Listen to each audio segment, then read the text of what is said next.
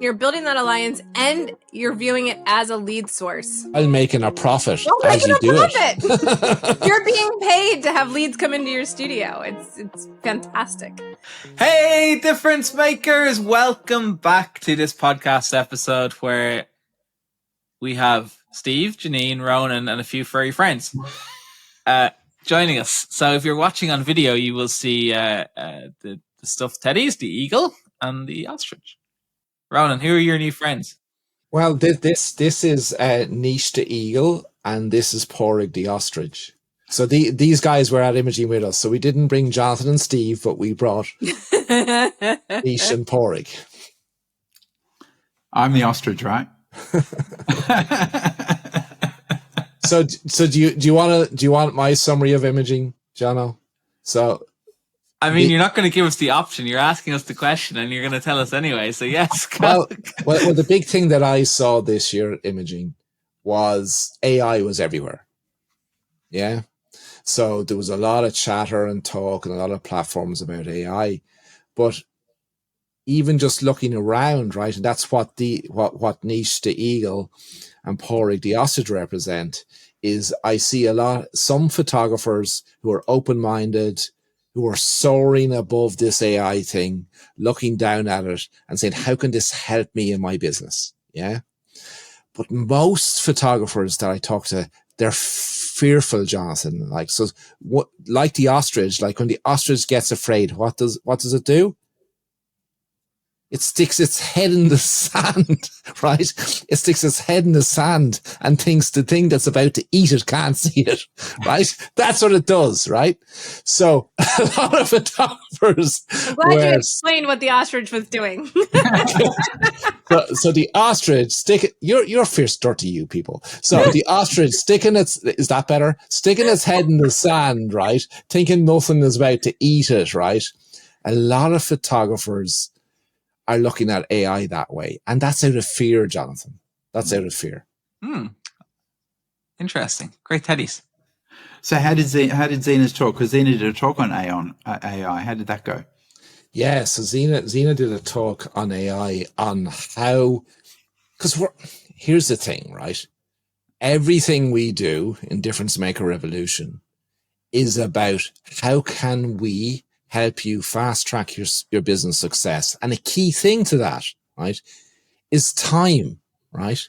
Mm-hmm. Is time, in that we have so much to do as a business owner that often we find ourselves not spending enough time hugging our clients, right? Not spending enough time delivering value for our clients, figuring out what that value is that our client desires, and then delivering on that, because we're caught up with all the other stuff. So Xena's talk was on how you can get all of your social media marketing done for a month in an hour a month using AI's help. But here's the key thing, Steve. A lot of people think that when AI does this, that I have to believe the AI, right? So you've been an accountant, Steve, who've been around spreadsheets, right? Excel spreadsheets, I'm sure. You'll use the Excel spreadsheet to do the calculation, but you're still going to check that the Excel spreadsheet is correct, right? Oh, yeah. The same applies to... and double check it. And double check it. The same applies to AI, right? Because I see a lot of people just going with what the AI tells them, right? It's a tool just like Excel, right? Or any other tool. You still have to be the thought leader. You still have to apply your vision, your creativity, your knowledge about your client and your business to it, right? But what it will do is it will take out all the hard work in making it happen once you remain the thought leader. Yeah. And the one thing you missed, Ronan, was common sense. And Jeanine says that all the time. You know, once AI spits out something, you've got to use your common sense and and just look at what it's given you. Because, you know, sometimes, you know, AI doesn't know our clients as well as we do, and it doesn't know our businesses as well as we do. Right, Jeanine? That is very true. That is very true. Well, for me, like when it's writing for me, it's so much better than it. There's nothing worse when you're writing than a blank piece of paper. because you stare at this blank piece of paper, you don't know where to start. So having AI help you with your emails and your social media posts and the things that Jeanine was talking about, having it help you with that, it eliminates the blank piece of paper syndrome, gives you a place to start, and then you can refine from there. But what people forget is that you can re-question it, you can re-query it, you can push back. So I look at it as a writing partner and a strategy partner. So I'll feed it questions, it'll feed me something back, and then I'll poke back at it. Like, that's great. And I always thank the AI. We talk about it, right? We always thank the AI so that it's nice to us when it, later on. So I'll thank it. I'll be like, that's amazing, but I need this to be worded this way instead. Or no, my client I would never say this. I would say that. My clients would never be. And I poke back at it, and now give me 5 more options on what you would say. And you just go back and forth until you come up with something. And then even in the end, I still massage it a little bit. And a key thing to this, guys, with AI, it's I'm sure you've heard about this, but it's called prompt engineering, right? So, and prompt engineering, it can be so complex and hard to learn. Like, there's just one small book on prompt engineering, right? Yeah. And to really do prompt engineering correctly, like you have to learn Python and other things. You can do it without that, right? But the more you know about programming languages and Python, just makes it even better. So here's the really cool thing, guys. If you're listening to this, you don't need to learn all that because we've built it for you. We have built it into KCB, right? To not only be programmed to get the best result possible for you, right? But it'll also save you time because that programming is in there. Now, that does not say you believe what KCB tells you, right? Because it's an AI, right? As Steve said, no one knows your business better than you. So you still have to be the thought leader, but we've taken away all the laborsome stuff of learning all this programming to be able to use it more effectively. Now, Ronan, when I first joined with you guys and we created Difference Maker, you were talking about KCB. I thought you had a girlfriend somewhere. So maybe for people who don't know who KCB is, what is KCB? Okay, so KCB is an AI that we've programmed. We've built it on top of one of the well-known AI platforms. But what we've done is we've made her relevant to our industry, to photographers, and we've made her relevant by making it much easier to use KCB because we've looked after all that prompt engineering with you. So how she got her name is C stands for Client Avatar Creator. Yes, so there's a C. Mm-hmm. The A is Ad Copy Creator. So the A was, sorry, I talked over you. What was the A? A is Ad Copy Creator. S is Social Media Post Generator. E is Email Writer. Y is your research on your client. And B is Blog Post Generator. So, Steve, that's her current name, right? But I believe she now has a boyfriend. So yes, I believe she now has a boyfriend. So her surname may change from B going forward. Oh. Yes. Right. As she starts to do even more and more and more for photographers after she gets married, right? That surname may have to change. Well, she might get letters after her name. Yes, she won't be just KCB. She could be Casey. I don't know what that is. Her masters. Maybe she's just doing her masters. That's fantastic. That's wonderful. So she sounds like somebody that I need to get to know a little bit better, because she's doing all the things that I don't particularly, apart from the avatar stuff, I don't like all the other stuff. But here's the thing, Steve, right? On the avatar, and here's it, right? No matter how good KCB is, she's never going to be able to write an avatar like Steve can, right? But what we are doing is we're taking Steve's frameworks to build into KCB as the next iteration of the client avatar creator, which will even make it better. So it won't be as good as Steve will do, right? But it'll create an avatar that is far superior to any other avatar that you will see in our industry. In fact, I challenge anyone to send us an avatar that will be better. Honestly, Ronan, I know what you're really doing here. I'm being replaced by KCB, aren't I? You see, Steve, that is, and I know why you're saying that, right? You're saying that It's for real. the same reason as photographers fear AI, because they think it's going to replace you. Guys, AI will never replace you because AI can't hug your clients. It's as simple as that, you know? So, every single person involved in the difference maker revolution every single day want more time where we can hug more of our clients and not be doing things like writing avatars for you. So the same applies here. So this applies to our business. It applies to your business. The more time you can free up to hug your clients and help your clients and deliver them the value they need by not having to do things like editing and retouching and creating all this, spending days and days and days and days creating your marketing content, right? That's why we do this. So, Steve, it sounds like we might get to go to imaging next year with the eagle and the ostrich. Maybe we can make time, or we can just go visit Jeanine. That'd be fun. That'd be even more fun. That would be more fun. Poor Imogene. Jeanine, look at that. They'd prefer to go and spend time with you than with 7,199 photographers at Imaging USA. I am pretty Jeanine fun. will be at imaging anyway. So, and gosh darn it, people like what about your talk? Tell us about your talk.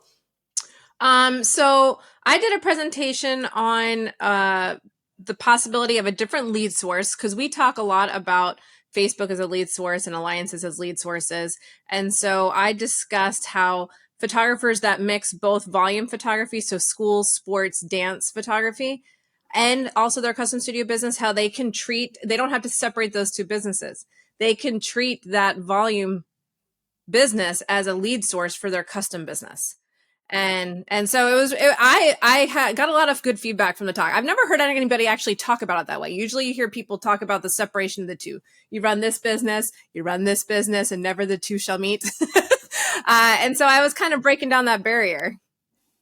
And Jeanine, the reason for that you've talked about a lot, right, is to say, well, how can I charge, I don't know, $40, $50, $60, $70 for volume over here and have the same client come in and spend thousands, right? Yeah. And I know you talked before about Vera Wang, right? Yeah. So that's one of the examples I always give. And Vera Wang is one of them.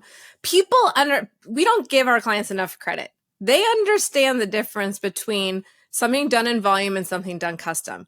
Vera Wang, you can buy a custom Vera Wang wedding gown for $500, $600, maybe probably even $1 million these days from her. Or you could go to Target and buy a Vera Wang dress for $20, right? One is done in volume, one is done custom, and you can go in between too, right? There's designer dress stores where you could probably buy a Vera Wang for $1,000 to $2,000. So, and this is in all different brands. There is various entry points where they have their volume work and they have more customized work. You could do it with a Mustang. You can buy a Ford Mustang off the factory line for one price. You can buy a custom Mustang for several $100,000, you know? So, people get it. You just have to have the right conversations. And so we talk about this. You're an eagle, Jeanine, right? You rose above and you didn't stick your head in the sand like the ostrich, and you figured this out and you looked at other industries and you made it happen, girl. Yes. Vera Wang of photography. The Vera Wang of photography. So what was I going to say? You made me laugh. So we always talk about in difference makers that the purpose of marketing is to earn a conversation.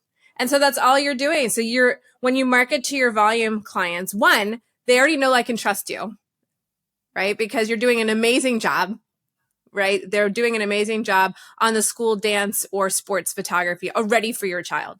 So you're already a known quantity in the eyes of that parent. They are buying those portraits all the time. So like our preschool clients, they're buying fall, spring, summer, cap and gown, class. I mean, they love buying portraits of their kids all the time. So it already aligns with the fact that my clients love portraits of their children and documenting all those different milestones. So if you give them an offer to have a conversation with you to come into the studio, that's all you're doing. You're trying to earn another conversation with them. One, to now talk to them about coming in for a custom portrait. And in different ways you can do that, whether you're inviting them to the studio for an event and they meet you that way, whether it's for some sort of themed event, whether it be for something custom like a family portrait or a child's portrait, whatever it is that you choose to do, what you're doing is you're trying to earn that conversation so that you can talk to them about your world in the studio and who they are and how you can make a difference to them in a different way than just the school photography. So is your goal to bring them in? So if it was a cap and gown, they come into the studio and they get more custom service of a cap and gown? Something different. Something different. Okay. Something different.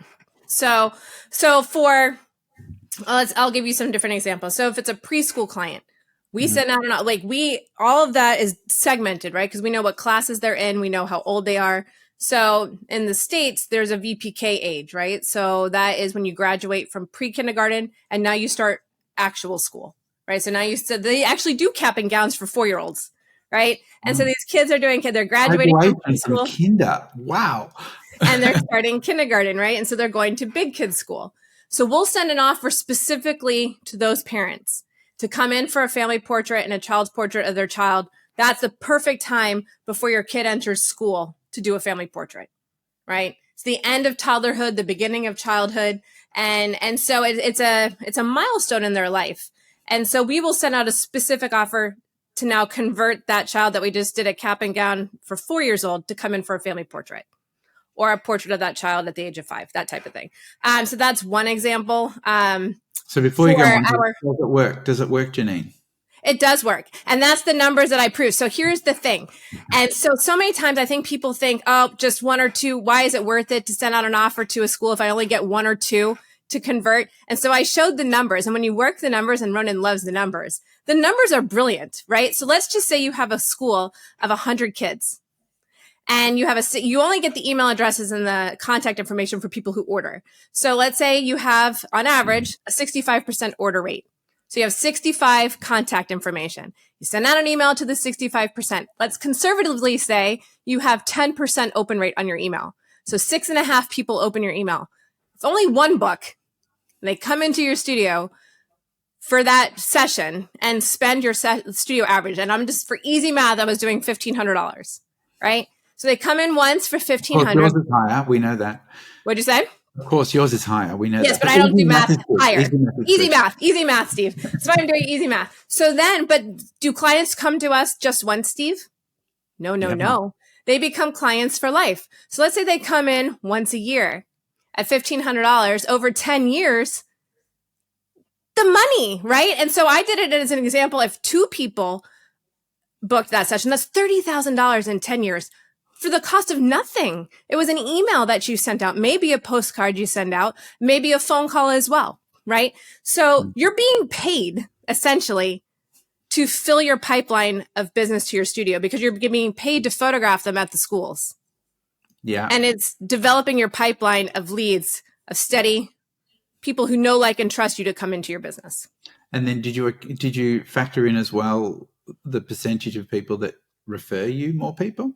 Well, and that's the thing too. So you have we talked about that as well. So just because when people get to see you all the time, and mind you, they're getting your communication year round as well from that school. So it's easy enough to talk about, hey, look, your baby was just born. They're about to turn 1. The people who photograph my kids' school, they do an amazing job. You need to call them for their first birthday. Look at all these photos they've done of my baby. Yeah. Right. So you become a community presence. And that's what we discussed. The fact that you become a community presence in your community because you're working with all these schools, your network expands dramatically because of that. Yeah. Jeanine, do you only do 1 school? No, we do more than 1 school. It was just easy math for 1 school. So then you could multiply it by that. Okay. And Jeanine, you mentioned in the talk about an example of who was the administrator in 1 school. Yes. And how that became 4 schools. Yes. I think you should tell that story. And so this is, and it's funny tailgating on the power of AI because we used AI to help free up my time to do only the things that I can do. And so one of my superpowers is people, right? I love people and I love working with people. And so I can now work on my relationships more with the directors of the schools, with the administrators of the schools, because I have freed up my time to be able to do that. So when you're working with different schools, you'll know that there's a lot of movement. people move from schools, teachers jump schools to schools. It's how they get their raises, right? They jump from this school to that school, and administrators do the same thing. And so if you put all your eggs in the fact that everybody at this once, like you have this school, you can't. You got to work the whole line down. You have to be amazing with every single teacher, and you have to be amazing and treat every single person with love, right? Because let's say this one director leaves. It can work for your benefit and your detriment if you don't do it right. So we had one director who left the one school that we had. We were able to keep the school, even though another director came in, because all of the teachers loved us. And they're like, you can't get rid of Cloud9. Don't bring in another photographer. No. And it's because we feed them. We bring them donuts. We do all the things that people love, and we respect them. So many people do not respect daycare teachers, and they treat them like the hired help, and they're just not nice to them. Well, we are. And we make picture day a joyous day as opposed to a dreaded day, which it is for many teachers. Most teachers hate picture day. So we make it fun and we make it exciting. So when this daycare director moved to another school, she's like, we got to bring Cloud9 with us. Right. And so she got us into that other school. Well, a year. And so then we worked the same thing, right, with this new school. A year later, she moved to another school. Guess what? She took us to that school too, right? I don't market for schools. I get all of my schools from the network of the schools within, right? Because of the movement. Giving great service, Jeanine. And giving great service. And making people feel good. And seen. Yeah, feel good and seen. And we talked about that too, like so many. And I think if photographers, especially those who run studio businesses as well, besides just volume, your mindset changes if you think of these schools as a source of business for your custom work. Everything changes. You don't roll your eyes at a teacher who wants to look better on her ID badge, which we used to have like, oh my gosh, it's a 1-inch photo. Why is she being so picky? As opposed to taking off that, I got to just get this volume done, and really turning to what this teacher is looking and feeling, and how that photo, even though it might be just 1 inch on her ID badge, makes her feel.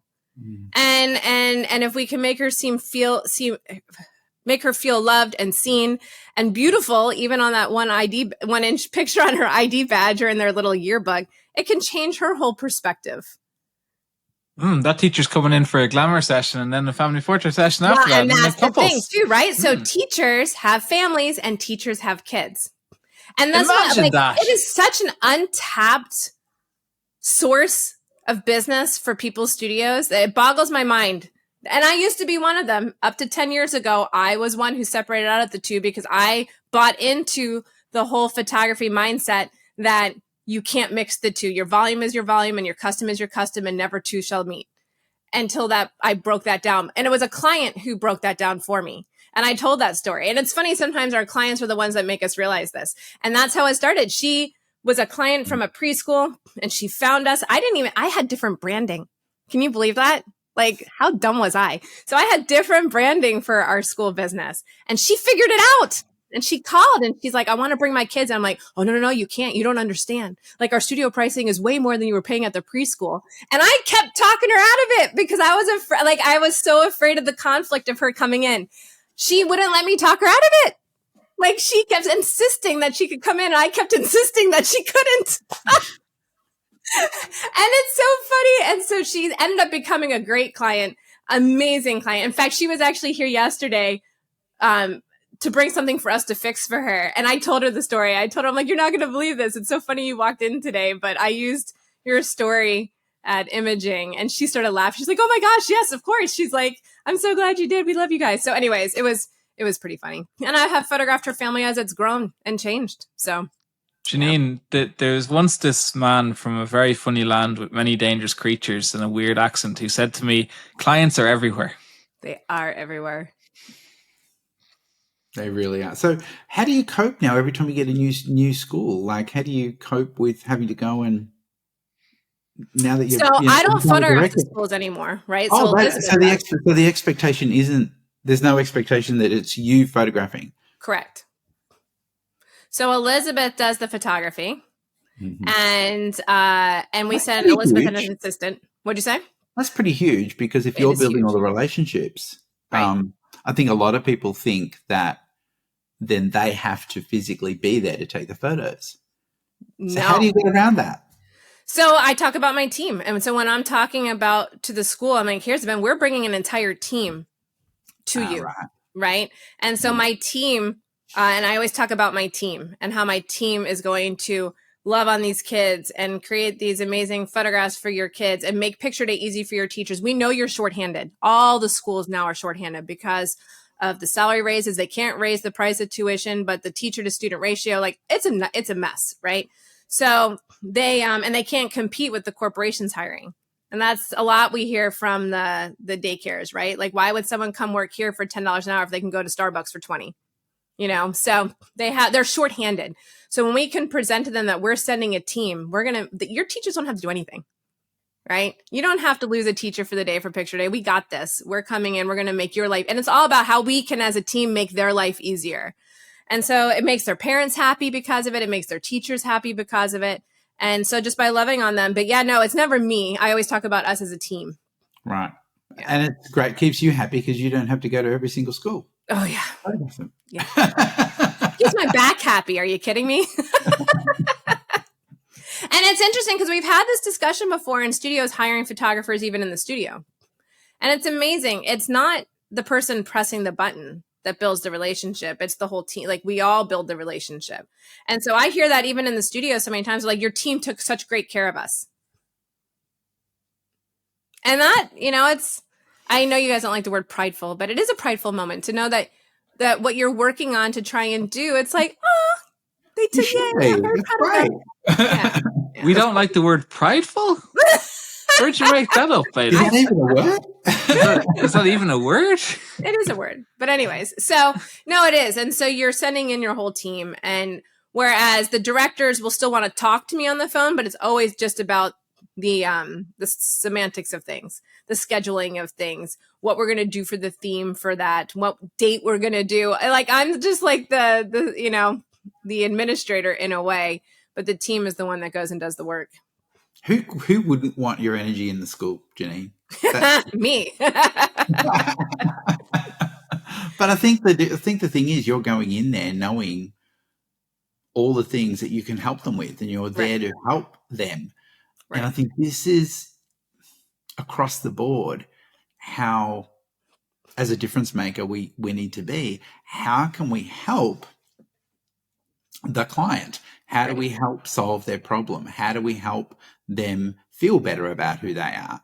And you're just doing that same concept, going in confidently, knowing that you're there to help. And I think a lot of times you sort of hear people saying, oh, I didn't get the job and, I really needed it. And I think sometimes when you go in with what you need and what you think you deserve, rather than with trying to find out how you can help them, what are some of their problems, what are some of their frustrations about having photo day and how you can help solve that, I think it just makes it so attractive. You can go in there with confidence knowing you're going to win the job. Yeah. It's great. And it's interesting because, to go to Jonathan's point that he says so much about it not being about the photography, it is, especially in this case. It's all about how you can help and how you can make their lives easier. Do you have to provide a good product? Obviously. Like, you can't go and photograph crap for these schools. But it doesn't need to be Picasso. You get good pictures of their kids smiling, looking at the camera, or even crying, some of those ages, right? Like 18 months and they just wail the whole time, but the parents still find it wildly amusing, So you still have to have the product, but it's not about the product. It's about how you make them feel and how you make their lives easier. And Jeanine, sitting in the audience, which I was, you could see when you talk like that minds were blown. Like they absolutely were blown. Like, they never, even in volume photography, considered being a difference maker to the teachers, to the administrators, to the kids, to the parents, that all those different stakeholders who have a different need, you identify those and have a solution for it. And the photography is secondary to those. Yeah. Go Jeanine. Sounds like building alliances, right? It is like, you are building an alliance. Mm-hmm. And it's and when you're building that alliance and you're viewing it as a lead source, While making a profit You're as making you a do profit. it. You're being paid to have leads come into your studio. It's fantastic. And it's interesting. I had some people in that audience, and it was interesting. Claire actually gave me good feedback that they should have had it titled a little bit different because she didn't know me. She said she wouldn't have gone because the title talked about volume first instead of like the mixing of the two. So she said if she didn't know me, she wouldn't have gone. But she said now, after sitting in that, she's thinking about, why aren't I photographing several preschools? I mean, this is a key way for me to get business to my studio. I'm like, yeah. Much better than paying the Zuckerberg. It's a different way. Remember, we don't ever eliminate our. I know, I'm just. It's just a different way. It's an add-on. In the last It's an podcast, we talked about the importance of Facebook. I know. I'm just kidding with you. But yeah, I had several people come up to me afterwards and be like, I never thought about this being a lead source for the studio ever. Plus a long-term client. Plus a long-term client, lifetime value. Yeah. What else from imaging? That's amazing. So 2 incredible talks, AI and volume and skills. Is there anything else that stood out for you guys? One final takeaway? I want to hear about the parties. The parties? Parties, and were there lots of people? Yeah, so there was lots of people. It was an amazing venue. Great. Oh yeah. So it was so easy to navigate. So here's the thing: we're talking about service, right? I have not been at an imaging yet where our hosts, the Gaylord at this venue, right, in Grapevine, Texas, couldn't do enough for you. Despite there being more than 7,000 plus people at this event. And there was other businesses there as well, right? We didn't have sole use of it, but just they couldn't do enough for you. Can I give you a simple example? So, simple example was, and it's a little thing, right? But what it means to you, right? You guys know I'm finishing my 4th year as a board of director, right? So my last year. One of the things that happens, because PPA are such a big client in this instance, right? One of the things that happens is their staff are aware of who we are, right? So when they knew what time we were due to arrive at the hotel, right? When we arrived at the hotel on the Tuesday evening, the head of client service was outside waiting to greet us. Wow. That's serving. So that has never happened in the 4 years that, they knew we were arriving at the hotel as a board member, right? So that's just one small example, but that was repeated over and over and over again. Like there was one waiter, Human was his name, lovely guy, and they all smiled, right, and said hello to you. But we were having breakfast anyway, and Susan said, "Oh, do you know what? I'd love some bread, but there was no bread on the menu, right?" So he went, "Hold on a second." He went away and came back 5 minutes later with bread rolls. Yeah, even though it wasn't on the menu. So, it was just everything we teach in the Difference Maker about making it about your client, delivering for your client, delivering value. They just followed through on that everywhere. And it wasn't just one-offs. It was a culture there. They were everyone. We had that same experience. I was at breakfast with Susan the first day, and I needed coffee. I was tired, and I was, and Hector was our waiter then. And you traveled so far, that's why. I did, but I just needed coffee. It's been a week, Steve. And so I'm like, Hector, he came by and can I get you anything? I'm like, I need more coffee. So he comes back. He never let my coffee cup get below half at that point. And then as we're paying our bill, he brought me a coffee to go. Which, if you know the prices at the Gaylord, having another coffee to go was amazing, right? And then the next 3 mornings for breakfast, he was our same waiter. I didn't even have to say anything anymore. He recognized me. My coffee was never empty. It was always full. And I had coffees to go every single morning. It was fantastic. Can I give you another one of those? Yeah. Another one of those? Exactly We're the going to same. go all night now. So the Gaylord, for those who haven't been there, right? There's a dome over it, right? So if the sun's not shining, it can be a bit cold, right? If the sun's, So Susan and I are there for breakfast in the last morning, you see, and it was a bit cold, right? There was the sun wasn't shining. So, but they have all the tables set up with the cups, and things. So the waitress comes over and she says, what would you like to drink? And Wendy was her name, I think. And we said, Wendy, we'll have coffee again. And she said, that's great, but hold on for a second. She said, these cups have been out here and it's a bit cool underneath the roof today. So I'm going to take away the cups. She brought the cups away, warmed them up with hot water before she poured the coffee into it. Oh, wow. That's amazing. Yeah. That's amazing. So all these little things. And then Susan was ordering her breakfast and she says, I'm just a sucker for your French toast. I'm having French toast again. And she says, and you have it with this, and this like the last day, right? It was just, remember now, there's 7,200 people in this venue, right? And they're busy, Over that weekend, she'd seen I don't know how many people ate in that restaurant, but you can say hundreds and hundreds and hundreds, right, over the weekend. And she remembered. She remembered what Susan had a couple of days earlier. I will say this too, Ronan, that I think that the PPA, I know they're always there, but I felt that there was, they were more of them. I don't know how to explain it. So the Gaylord is big and you can easily get lost, especially on day one. But they had people in the red shirts, like PPA, I felt went out of their way to make, especially people who are there alone, to not feel alone and lost and not seen. Yeah. And there's no way to get lost in that place. There's a red shirt every 5 feet guiding you to where you needed to go. You never had to look and ask somebody for help. You never had to ask for direct, like that team was on it for the purpose of making sure that everybody felt welcome at Imaging. And I thought that was phenomenal too. And it was above and beyond the customer service of an organization. So I agree with you, Jeanine. And it was two same cultures merging together to create the perfect experience for everybody. It was amazing. You're making Steve jealous. Stop it. I had to listen to him for 10 days when you were away. We're not staying home next year, Jono.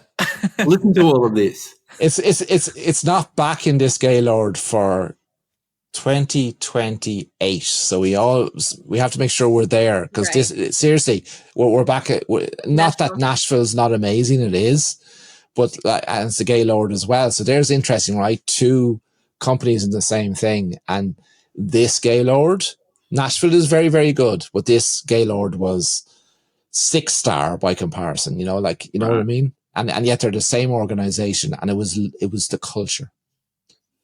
Wow. We're definitely not staying home next year, Jono. We'll leave them behind. I know, you're not leaving me behind.